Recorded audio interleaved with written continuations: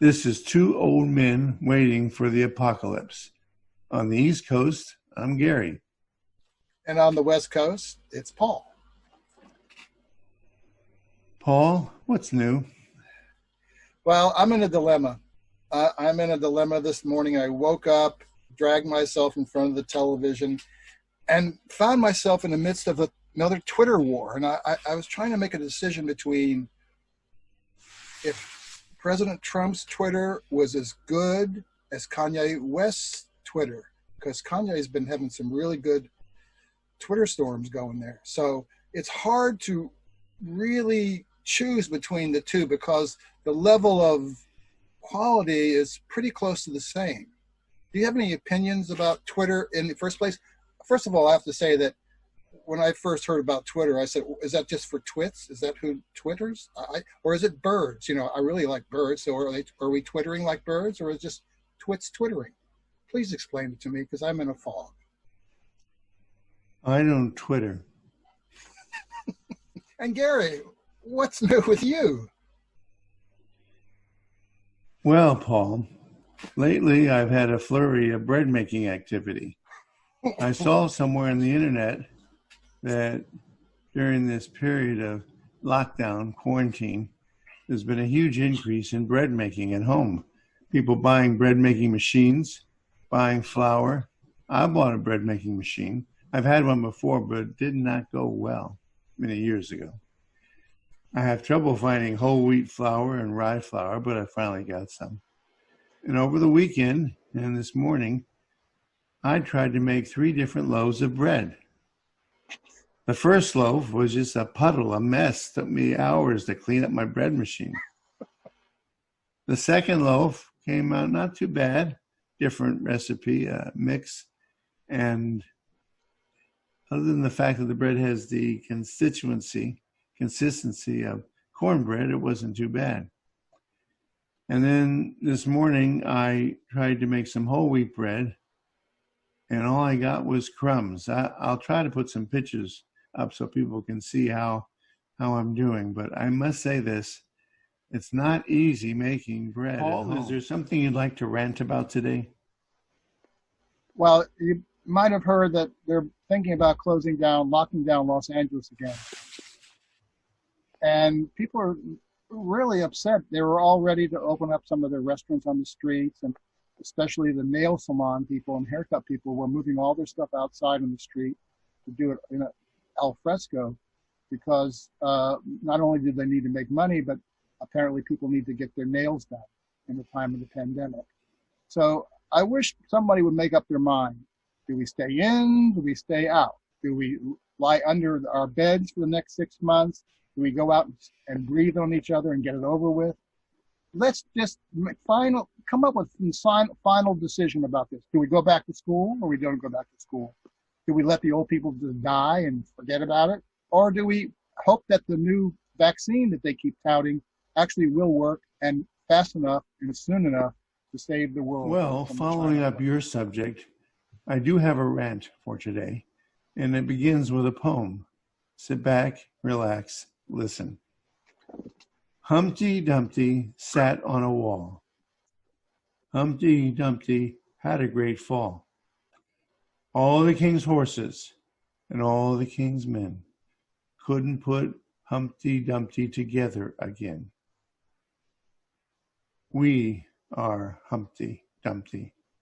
And thanks to the pandemic, COVID-19, the Wuhan virus, the coronavirus, whatever you want to call it, we have had a great fall. Our civilization, our society, our economy, our entire human race. And it's not clear, despite all the ranting and raving and explaining done by the scientists and the doctors and the politicians and the journalists and the talking heads and the ordinary people like you and me, it's not clear how we're going to put Humpty Dumpty back together again. And that is my rant for the day. Paul, do you have anything for show and tell this week? I do indeed, and I believe I hear it coming in now. It's coming in from the west. Here it comes. Here it comes. Watch for it. Watch for it. Watch for it.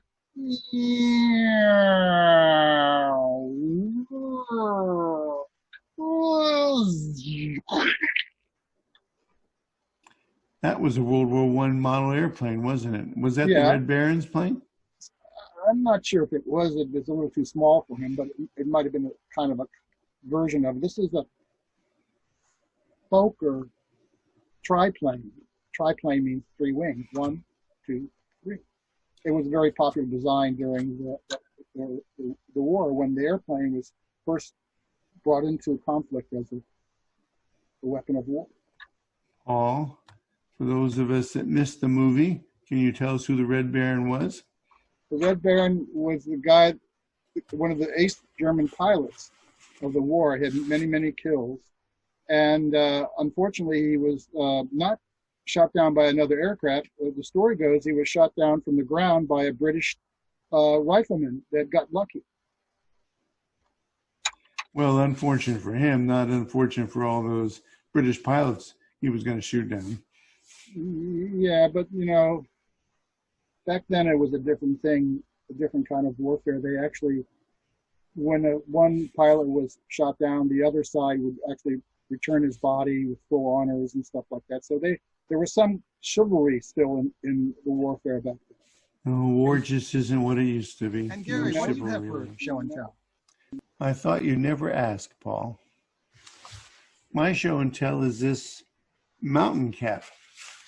This cap, which is very warm, has wonderful flaps, lightweight, has been all the way to the top of Mount Cotopaxi, the world's tallest volcano at over 19,000 feet.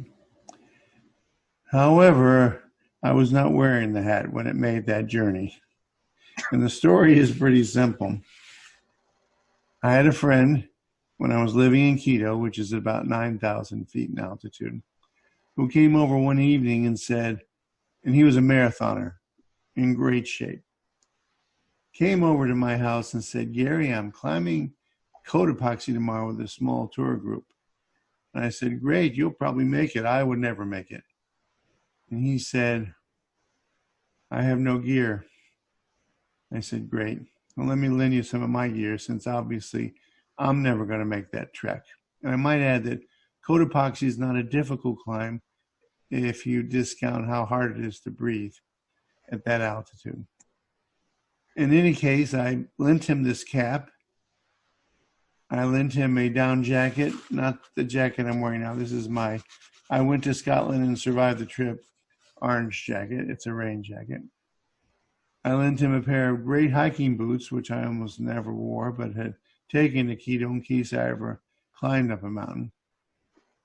And the next morning, he got up very early. It was very important to go up to the top of Cotopaxi in the day so you could turn around when the sun came up and start back down again, because the snow got a little soft and it was easy to slip. And he made it. He got to the top. He came back down again, returned my hat, returned my down jacket, returned my boots, all items which went into the closet and haven't been seen since. And that is my show and tell. Mr. East Coast, with your permission, could I remove my flying scarf? It's a bit warm out here on the West Coast. Sure, go ahead. Don't hang yourself. Mr. West Coast, do you feel better now? Oh, I'm so enlightened. You look good in a scarf. I do look good in a scarf, but I just felt a need to breathe a little easier. You know what? I'd like to tell everybody about that too. Everybody, take a breath. Pause. Head up. Not quite that much. Middle, a little bit. That's it right there. Go ahead. And I'd like to pass on a little phrase I think we should take to heart. Take a breath. Take a breath. You might have heard that in the past where people are upset and running amok, the guy that's very calm steps forward and says, take a breath, take a breath, and then keep calm and carry on. I don't know whether to laugh or cry. Mr. West Coast, I'm Whoa, whoa, whoa, whoa. I'm East Coast. Start over again. Mr. East Coast, I have a question for you. I know what Tic Tacs are. It's a candy, a very popular candy, but what is Tic Toc? Is that a clock that I don't know about? What is it? The young people seem to be using it, and I feel that I'm out of the loop. Can you enlighten me? Well, as you know, Mr. West Coast, I've been fooling around with computers since I was 15 years old, which is a long time ago. And for an amateur, I'm pretty knowledgeable. And while I don't use things like Twitter, I know what they are and how they work. But I have no idea what this TikTok thing is. I know my grandson spends about 19 hours a day on TikTok, creating all sorts of weird characters, which he then distributes to the world through the internet. I don't understand, and when I ask him to explain, it mystifies me. It's a rage, but I don't understand it, except it has something to do with creating weird characters, visually weird characters. Well, that's very illuminating, because I'm still trying to catch up with Pokemon. You are, how shall we say this, behind the times. Well, you know, time is just a reference point. There is no such thing as time. You know that. No, I didn't know that. Now I'm really frightened. It's only what we impose on it. You know, to be completely honest, I don't feel like I impose anything on time. I feel that time is imposing a lot of things on me because I'm running out of time. Did you know that some people believe if they make themselves as bored as possible, time will slow down and they'll feel like they're living longer? Well, I have this theory of my own, which I've told my children about. They don't quite take me seriously. When I talk about dying, which I do and have been doing for about 30 years, and my kids say, "Oh, Dad, stop talking about dying. Stop talking about dying." I explain to them that at any particular moment, the angel of death may be hovering over you. And if you talk about dying, if you sound like you're looking forward to it, the angel of death will say to himself, "Well, he's too eager. I think I'll come back and get him later." So it's my little trick. I know it seems silly to think that I'm smarter than the angel of death, but that's my conceit and I'm sticking with it. Did you want to hear my story when I encountered the angel of death in reality? As long as it's brief and doesn't have any funny side effect sounds or whatever. Go ahead. This is a true story. You can take it for what it is. Once upon a time, I was sitting in a dojo, a karate dojo, getting ready to actually take a test for one of my higher ranks of black belt. It was time to move up the ladder after several more years of practice. And I'm sitting there on the floor, and all of a sudden I had this feeling come over me. I looked to my left, and death was coming towards me. It was a feeling, and it was death coming to claim me. I was going to die at that second. And what I thought in my head, I said, no, I've got too much stuff to do. And it was as if death stopped in its tracks and turned around and walked away. It was one of the strangest feelings I've ever had. Did death say, "Okay, then I'll see you in Samaria next week"? I didn't say anything. It was just a presence.